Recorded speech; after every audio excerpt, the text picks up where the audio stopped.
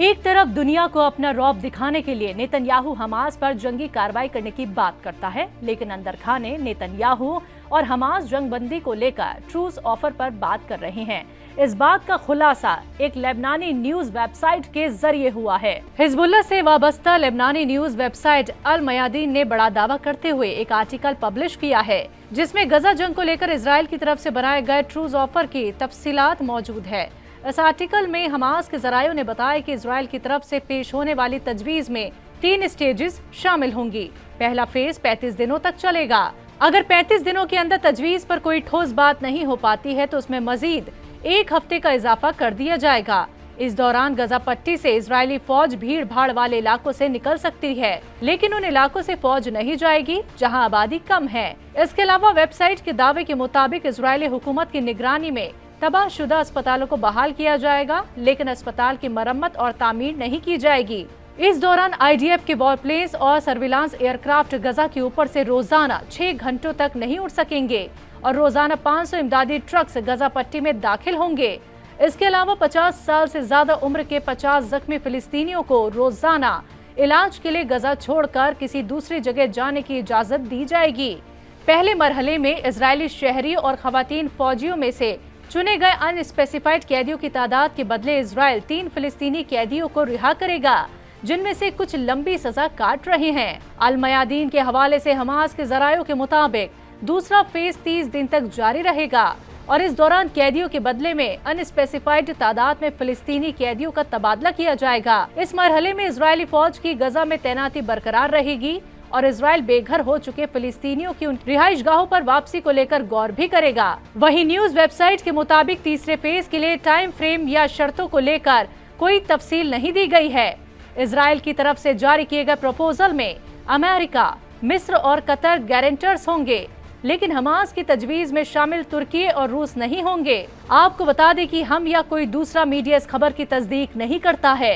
इस खबर की सच्चाई को लेकर किसी भी मीडिया ग्रुप या ऑफिशियल ने रिपोर्ट नहीं की है, लेकिन इस खबर का दावा हिजबुल्लाह से वाबस्ता लेबनानी न्यूज वेबसाइट अल मयादीन ने किया है। अपनी मांगों के लिए दिल्ली चलो एहतजाज के बाद अब किसान तंजीम ने आज भारत बंद का ऐलान किया। इसके साथ ही किसान मोर्चा समेत कई ट्रेड यूनियनों ने भारत बंद की हिमायत की है। इस बंद के साथ मुल्क के किसान मजदूरों से अपील कर रहे हैं कि वो आज काम पर ना जाएं, जिस वजह से आज तमाम कामों पर असर पड़ा है। आपको बता दें, किसानों और सरकार के बीच तीसरे दिन की मीटिंग बेनतीजा रही। गुज़िश्ता रात करीब 1:30 बजे तक चली इस मीटिंग में मरकजी वजीर पीयूष गोयल, मरकजी वजीर अर्जुन मुंडा और नित्यानंद राय शामिल रहे। मीटिंग में मुस्बत चर्चा तो हुई, लेकिन कोई नतीजा नहीं निकल सका। किसानों के इस भारत बंद की वजह से आम लोगों को काफी परेशानियों का सामना करना पड़ा। जहां एक तरफ पंजाब से आने वाली सभी ट्रेनें तकरीबन 6 घंटे तक देरी से चली, वहीं इस तहरीक को देखते हुए रेलवे की तरफ से 4 ट्रेनों को कैंसिल करने का फैसला किया गया। वहीं दूसरी तरफ दिल्ली NCR में ज्यादा ट्रैफिक देखने को मिला। सुबह से ही गाजीपुर बॉर्डर पर गाड़ियों की लंबी कतारें लगनी शुरू हो गई। महरौली के बाद अब एक और मस्जिद और कब्रिस्तान DDA के निशाने पर है। DDA ने धौला कुआं में 100 साल पुरानी कदीम शाही मस्जिद और कब्रिस्तान कंगाल शाहबाग मोची और इंतजामिया कमेटी को नोटिस जारी किया है। इसके साथ यहां मौजूद एक स्कूल को भी नोटिस दिया गया है। DDA का कहना है कि ये इलाका सेंट्रल रिज का है, जो एक महफूज जंगल है और जहां रिहायशी और तिजारती सरगर्मियां हैं। DDA ने कोर्ट को बताया कि दिल्ली सरकार की मजहबी कमेटी ने यहां से तजावुजात हटाने को मंजूरी दे दी है। गनीमत ये रही कि दिल्ली हाई कोर्ट ने DDA को फिलहाल किसी तरह की कार्रवाई से रोक दिया है, लेकिन इस मामले पर जस्टिस सचिन दत्ता ने इंतजामिया कमेटी को नोटिस जारी किया और DDA की अपील का जवाब देने को कहा है। हालांकि इस दौरान कोर्ट ने DDA के वकील से भी पूछा है कि क्या मस्जिद भी तजावुजात में शामिल है और अफसरान इसे हटाने की कार्रवाई किस बुनियाद पर कर रहे हैं। अब इंतजामिया कमेटी के साथ कुछ सवालों के जवाब DDA को भी अगली समाअत के दौरान देने होंगे। जज ने DDA के वकील से कहा है कि जब 29 फरवरी को मामले की सुनवाई होगी तो वकील को ये सारी बातें बतानी होगी। नेशनल कॉन्फ्रेंस के लीडर फारूक अब्दुल्ला ने अयोध्या में राम मंदिर की तामीर के बाद मथुरा काशी को लेकर उठ रही मांगों पर अपनी राय दी है। फारूक अब्दुल्ला ने कहा कि आप जितने मंदिर चाहे बना लें, आप जितनी मस्जिदें तोड़ना चाहते हैं तोड़ दें, लेकिन खुदा का रास्ता बंद नहीं होगा। फारूक अब्दुल्ला ने आगे ये भी कहा कि दस्तूर बदल सकता है लेकिन कुरान नहीं बदल सकता। फारूक अब्दुल्ला से जब वजीर आजम मोदी के 400 सीटों के बयान को लेकर सवाल किया गया तो उन्होंने कहा, अगर मेरे पास तिलिस्मी चिराग होता तो मैं कह देता कि साहब ये नंबर आएंगे, लेकिन मेरे पास नहीं है। इनके पास सब एजेंसी है लेकिन फाइनल फिगर लोगों के पास है। जब इंतखाब हो जाएंगे तब पता चल जाएगा कि किसे कितनी सीटें मिली। कश्मीर में अमन व शांति के बीजेपी के दावे पर अब्दुल्ला ने कहा कि क्या दहशतगर्दी खत्म हुई? इतने फौजी पर हमला हुआ, हमारे सेना के अफसर शहीद हुए। दहशतगर्दी हमलों में हमारे पुलिस के जवान और अफसर शहीद हो रहे हैं, कहाँ हैं वो? मुल्क में मुसलमानों के मजहबी मकामात पर इंतजामिया की कार्रवाई से मुसलमानों में बेचैनी है। यूपी, उत्तराखंड और दिल्ली में मजहबी जगहों पर की जाने वाली कार्रवाई की सख्त मजम्मत की जा रही है। इसी सिलसिले में प्रेस क्लब ऑफ इंडिया में एक प्रोग्राम का इनेकाद किया गया जिसमें बड़ी तादाद में दानिश्वरों ने हिस्सा लिया और इस तरह की कार्रवाई पर सख्त रद्द अमल का इजहार किया। इस मौके पर नेशनल माइनॉरिटी कमीशन के साबिक चेयरमैन वजाहत हबीबुल्लाह ने इस तरह की कार्रवाई को तारीखी विरसे पर हमला करार दिया। इस दौरान प्लानिंग कमीशन की साबिक रुकन प्रोफेसर सैयदा सैयदन हमीद ने मेहरौली में डीडी की तरफ से बगैर नोटिस की जाने वाली कार्रवाई की तनकीद की। वहीं मशहूर हिस्टोरियन राना सफवी ने कहा कि पिछले महीनों में कई जगहों पर दरगाहों, मजार, मस्जिदों, कब्रिस्तान, मदरसों और दीगर मजहबी मकामात को मुनादिम करने की कार्रवाई में इजाफा हुआ है, जो कि ठीक नहीं। प्रोग्राम के दौरान जेएनयू की टीचर डॉक्टर गजाला जमील ने इन मामलों पर तशवीश का इजहार किया और कहा कि मुल्क की सबसे बड़ी माइनॉरिटी की मजहबी मकामात महफूज नहीं है। उन्होंने प्रशासन से गलती मानने और इसकी भरपाई करने की अपील की। प्रोग्राम में बड़ी तादाद में लोगों ने शिरकत की। भारत और दुनिया भर में इस वक्त अबू धाबी में बने आलीशान मंदिर की चर्चा हो रही है, जिसका इफ्तिताह वजीर आजम नरेंद्र मोदी ने किया। यूएई के बाद एक और मुस्लिम मुल्क बहरीन में मंदिर बनने जा रहा है। ये मंदिर भी अबू धाबी की मंदिर की तरह आलीशान होगा। दरअसल अबू धाबी में मंदिर की तामीर पूरा करने के बाद बोचासन वासी अक्षर पुरुषोत्तम स्वामी नारायण संस्था अब एक और बड़े प्रोजेक्ट पर काम कर रही है। अरब मुल्क बहरीन में एक आलीशान मंदिर बनाने की तैयारी कर रही है। BAPS गुजरात के एक अफसर ने इसकी जानकारी दी है। उन्होंने कहा, बहरीन के बादशाह ने इलाके में स्वामी नारायण मंदिर की तामीर के लिए मंजूरी दे दी है। प्रोजेक्ट की जमीन अलॉट पर काम चल रहा है। हमें उम्मीद है कि अगले 3 से 4 सालों के अंदर एक और मंदिर की तामीर पूरी हो जाएगी। उन्होंने कहा कि फिलहाल ऑस्ट्रेलिया, दक्षिण अफ्रीका और फ्रांस में 3 मंदिर जेरे तामीर हैं। MMK के सदर और पाप नासम हल्का से रुकने असेंबली ने गवर्नर के खिताब पर बहस करते हुए कहा कि NIA लोकसभा इंतखाबात से पहले तमिलनाडु के अलग अलग जगहों पर तलाशी की आड़ में गैर यकीनी सूरत हाल और तनाव पैदा कर रहा है। जुमेरात को असेंबली में जवाहिरुल्लाह ने NIA की कार्रवाई, खास तौर से कुछ लोगों की गिरफ्तारी के बारे में तशवीश का इजहार किया और जिसे वो गैर जरूरी तलाशी मानते हैं उसे खत्म करने की अपील की।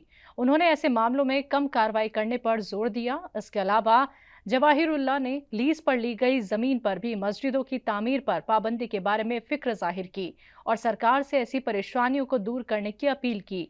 वहीं उन्होंने CAA NRC नाफिज नहीं करने के सरकार के फैसले की तारीफ की। बीजेपी ने कर्नाटक की कांग्रेस सरकार पर भेदभाव का इल्जाम लगाते हुए वजीर आला सिद्धरामैया के बजट खिताब का बाइकॉट किया और सदन से वॉकआउट भी किया। सिद्धरामैया ने अपने बजट खिताब में कहा है कि उनकी सरकार ने आम लोगों के हक में बजट पेश किया है। कर्नाटक के वजीर आला सिद्धरामैया ने जुम्मे के दिन असेंबली में बजट पेश किया। उन्होंने अकलियती तलबा की फीस माफी और वक्फ जायदादों की हिफाजत और तरक्की के लिए 100 करोड़ रुपए अलॉट किए। सिद्धरामैया सरकार ने बजट में ईसाई बिरादरी के लिए 200 करोड़ रुपए के फंड की तजवीज दी है। इसके अलावा 10 करोड़ की लागत से मंगलुरु में आलीशान हज भवन बनाने का भी ऐलान बजट में पेश किया है। बीजेपी ने कांग्रेस सरकार पर भेदभाव का इल्जाम लगाते हुए सिद्धरामैया के बजट खिताब का बाइकॉट किया। बीजेपी ने सदन में वॉकआउट किया। वजीर आला सिद्धरामैया ने अपने बजट खिताब में कहा कि उनकी सरकार ने सबके फायदे के लिए बजट पेश किया है। सिद्धरामैया ने इल्जाम लगाया कि मरकज सरकार से बजट का मुनासिब हिस्सा नहीं मिलने के सबब कर्नाटक को बड़े पैमाने पर नुकसान हुआ है। उन्होंने रेवेन्यू डेफिसिट वाला बजट पेश किया और इसके लिए मरकज को जिम्मेदार ठहराया। कांग्रेस लीडर राहुल गांधी की न्याय यात्रा इन दिनों बिहार में है। आज उन्होंने सासाराम जिले में रोड शो किया, जिसमें उन्हें बिहार के साबिक नायब वजीर आला और RJD लीडर तेजस्वी यादव का साथ मिला। आपको बता दें, तेजस्वी यादव न सिर्फ राहुल की भारत जोड़ो न्याय यात्रा में शामिल हुए, बल्कि उन्होंने इस दौरान राहुल के सारथी का किरदार भी निभाया। दरअसल तेजस्वी यादव को राहुल गांधी की गाड़ी की ड्राइविंग सीट संभालते हुए देखा गया, जिसकी वीडियो जमकर वायरल हो रही है। वीडियो में देखा जा सकता है कि तेजस्वी जीप चला रहे हैं, वहीं राहुल गांधी बगल की सीट पर बैठे हैं। जीप में पीछे लोकसभा की साबिक सदर जमहूरिया मीरा कुमार बैठी हुई थी। दोनों युवा नेताओं ने सड़क पर जमा भीड़ का शुक्रिया अदा किया। बाद में दोनों लीडर रोहतास जिले के चिनारी थाना इलाके के टेकारी में मुनक्किद किसान महापंचायत में पहुंचे और वहां उन्होंने किसान की मसाइल पर चर्चा की। राहुल और तेजस्वी ने किसानों को खिताब किया। इस दौरान तेजस्वी ने बिहार में नौकरी देने की बात कही। उन्होंने कहा कि 17 महीने की सरकार में हमने आपको नौकरी भी दी। वहीं राहुल गांधी ने कहा कि मरकज में इंडिया की सरकार बनी तो एमएसपी की गारंटी दी जाएगी। वजीर आजम नरेंद्र मोदी ने आज हरियाणा में 9,750 करोड़ रुपए से ज्यादा की गई तरक्कियाती प्रोजेक्ट्स का इफ्तिताह किया। इसके साथ ही पीएम मोदी ने गुरुग्राम मेट्रो रेल प्रोजेक्ट और एम्स रेवाड़ी की संगे बुनियाद रखी। बता दें कि पीएम मोदी ने रेवाड़ी में रोहतक महम हांसी के बीच नई ट्रेन को भी हरी झंडी दिखाई।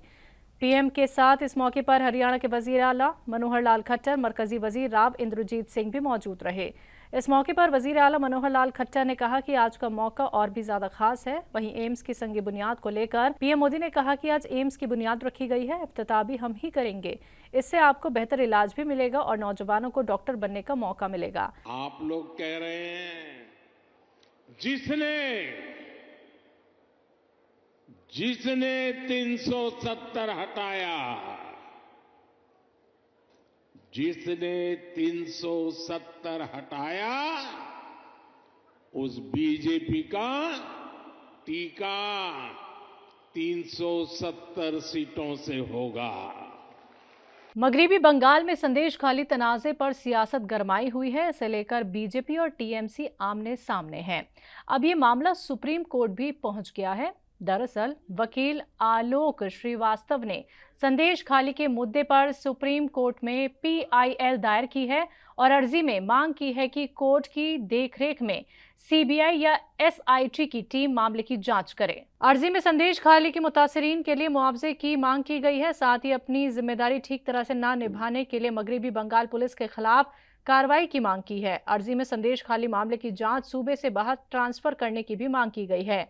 लोकसभा इंतखाबात से ठीक पहले कांग्रेस को एक और बड़ा झटका लगा है। कांग्रेस पार्टी ने जुम्मे के दिन इल्जाम लगाया है कि उसके 4 अहम बैंक खातों को आईटी विभाग ने मामूली तौर पर फ्रीज कर दिया है। बता दें कि कांग्रेस लीडर अजय माकन ने एक प्रेस कॉन्फ्रेंस करके ये जानकारी शेयर की है, लेकिन थोड़ी देर के बाद ही बैंक खाते से फ्रीज हटा दिया गया। मुल्क की अहम अपोजिशन पार्टी के सभी खाते फ्रीज कर दिए गए। माकन ने कहा कि पार्टी को जुमेरात को इत्तला दी गई कि बैंक पार्टी के जरिए जारी चेक का ऑनर नहीं कर रहे हैं। हालांकि अब इस फ्रीज को हटा दिया गया है। महाराष्ट्र के साबिक सीएम और राज्यसभा मेंबर शरद पवार को असेंबली से करारा झटका लगा है। आपको बता दें कि असेंबली स्पीकर राहुल नावेरकर ने फैसला सुनाते हुए कहा कि अजीत पवार ग्रुप ही असली एनसीपी है। स्पीकर ने कहा कि अजीत पवार की क़यादत वाला ग्रुप उस वक्त असली राष्ट्रवादी कांग्रेस पार्टी था जब पार्टी बीते साल जुलाई महीने में 2 ग्रुप में बंट गई थी।